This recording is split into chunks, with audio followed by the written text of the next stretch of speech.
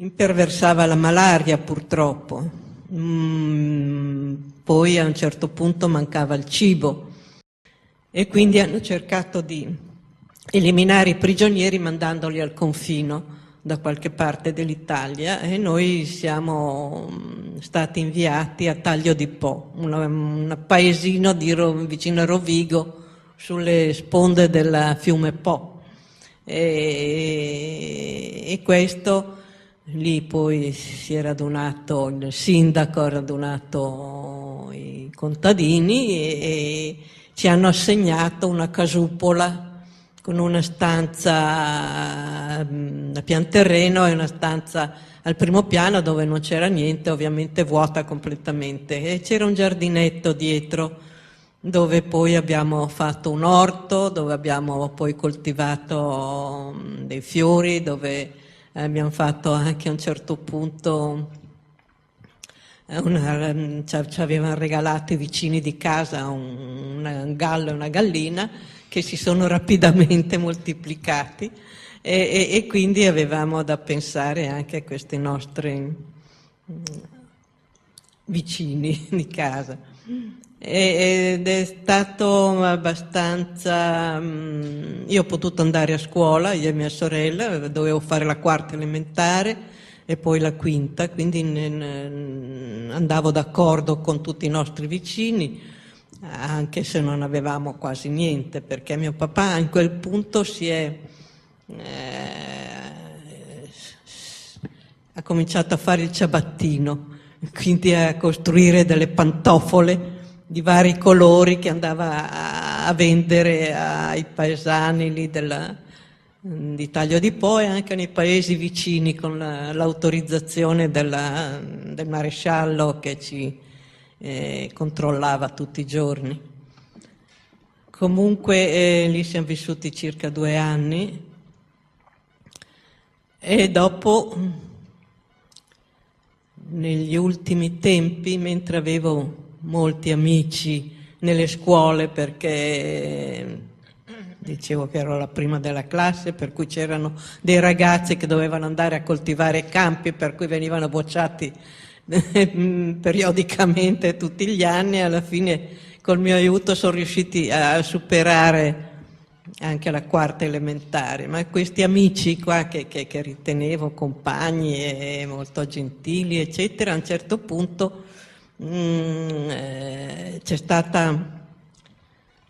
l'8 settembre del 43 c'è stato l'armistizio e tutti ballavano nelle aie dei campi eccetera, contenti che fosse finita la guerra, pensavano, e noi anche speravamo di essere liberati a giorni, e invece passava il tempo e nessuno ci diceva niente, non avevamo né telefono né radio né niente per sapere le notizie, però vedevo che i miei compagni cominciavano a evitarmi, la gente cominciava a non guardarci più, a non salutarci più, andavano, se ci incontravamo sul marciapiedi andavano da un'altra parte, finché comparvero proprio i graffiti sulle case: via sporchi ebrei, Jude Caput, e insomma è stata una cosa progressiva e ci sentivamo molto, molto odiati dalle persone. Evidentemente era cominciato il battage pubblicitario contro gli ebrei che era arrivato fino in quel paese sperduto. E quindi a un certo momento, quando uscivo di casa per andare, naturalmente non mi avevano più iscritto alle scuole, né me né mia sorella, quindi eravamo un po' abbandonate, poi alla fine non potevamo neanche andare in giro perché i ragazzi si mettevano insieme in 4, 5, 6 eccetera e ci lanciavano pietre che trovavamo per terra e cercavano di colpirci, per cui è la prima volta che vedevo i graffiti, sono i primi graffiti che ho visto sulle mi permetto una sulla domanda povera stupida, causa. erano gli stessi compagni di classe? Sì, gli stessi compagni di classe che avevano avuto lavaggio del cervello dalla propaganda isterica. Poi ricordo appunto le adunate, voi non avete idea di quanto erano ridicoli, quando c'erano gli altoparlanti nelle piazze nei paesi, dove venivano enunciati tutti i discorsi dei vari gerarchi, del duce, eccetera, sempre con quest'aria pomposa, visti poi dopo nei vari film o documentari dopo la guerra, e sembravano così ridicoli che dice come potevano gli italiani pensare che avessero ragione quella propaganda lì, questi gerarchi sempre col petto in fuori e le mani sui fianchi pomposi. Era veramente ridicolo vederli, ma allora erano tutti imbevuti da questa sacrosanta, da questa, scusate, non so come si fa a mettere. Aspetti, aspetta. Ecco. Grazie. Comunque, facevo parte anch'io dei Balilla perché mi avevano costretta a mettere la gonnellina nera, la camicetta bianca e si andava in queste manifestazioni ridicole con i gerarchi che facevano la ginnastica nelle piazze delle vie. Comunque, a un certo punto, dopo 2 o 3 mesi di questo andazzo, sono venuti 2 fascisti col fez in testa, ci hanno preso e ci hanno portato nelle prigioni di Rovigo.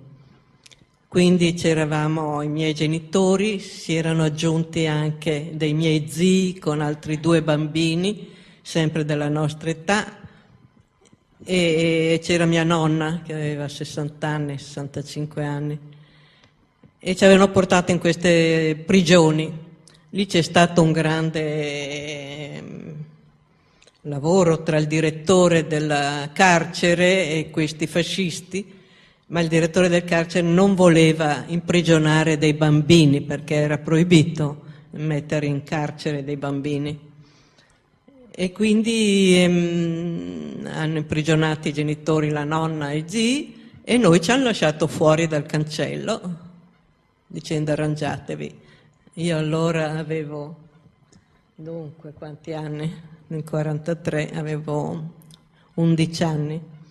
mia sorella 8 e poi i miei cugini anche, uno di una femmina di 9 anni come mia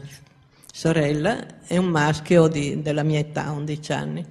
E ci hanno lasciato fuori dal cancello e non sapevamo dove andare. Naturalmente ci avevano portato via senza lasciarci prendere niente, nessun ricambio, niente da mangiare, eccetera. Quindi siamo stati tutta la notte lì davanti a queste carceri di Rovigo, non sapendo cosa fare né dove andare. Alla fine, al mattino, c'è stato il cambio delle guardie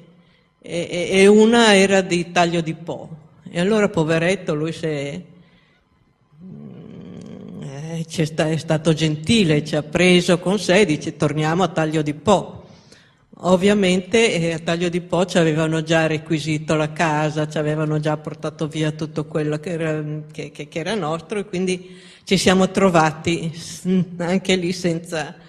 avere niente su cui basarci, finché il sindaco di quel paesino ha radunato i suoi contadini e ha proposto di prenderci da qualche parte, di ricoverarci da qualche parte, in modo, però nessuno voleva farlo perché erano poverissimi tutti, quindi lavoravano la terra, erano contadini e quindi non c'era nessuno, ed eravamo proprio disperati perché non sapevamo dove andare, finché una donnetta tutta in nero si è alzata, ha alzato la mano e ci ha detto che ci avrebbe preso, ci avrebbe dato un posto nella sua abitazione che poi consisteva in 2 camerette nere, fuligginose, buie, perché lei diceva che il marito era in guerra da vari mesi di cui non sapeva niente e lei doveva andare a lavorare alla terra per mantenersi e quindi partiva al mattino all'alba e tornava alla sera e quindi ci dava la sua camera per stare lì. E quella è stata la nostra sistemazione. Il sindaco ci ha dato dei pagliericci pieni di spighe, come si chiamano, le pannocchie, eccetera, per cui non si riusciva a dormire, ci punzecchiavano tutta la pelle, eravamo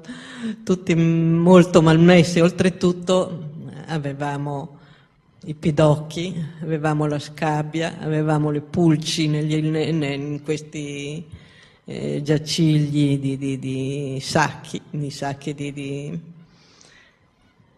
E così siamo stati malissimo, ovviamente, eravamo disperati, non avevamo da mangiare perché quella, ha detto, ci dava la camera ma non ci dava da mangiare perché non ne aveva. Infatti lei partiva al mattino e tornava alla sera, mangiucchiava qualcosa, si toglieva la terra dai piedi, dalle gambe e andava a dormire. E così tutti i giorni, per cui noi restavamo soli. Era inverno, non c'era niente, io andavo in cerca di qualche foglia di insalata nei campi, qualche patata dimenticata, ma era inverno, negli alberi non c'era frutta, non c'era niente, era una desolazione tremenda. Finché a un certo punto io che andavo in giro a cercare qualcosa da mangiare per tutti e quattro che eravamo, ho incontrato una suora che gentilmente ci ha procurato un piatto di minestra per tutti e quattro. Ogni giorno andavo a ritirare una bacinella di minestrone e poi lei si è preoccupata di farci lavare, di rasarci i capelli, di chiamare un medico che per toglierci, non sapete cosa sia la scabbia perché è una prurito insopportabile dappertutto perché si infiltra tra le dita delle mani e dei piedi, percorre tutto sotto, fa dei canalicoli sotto la pelle, per cui ci grattavamo a morte.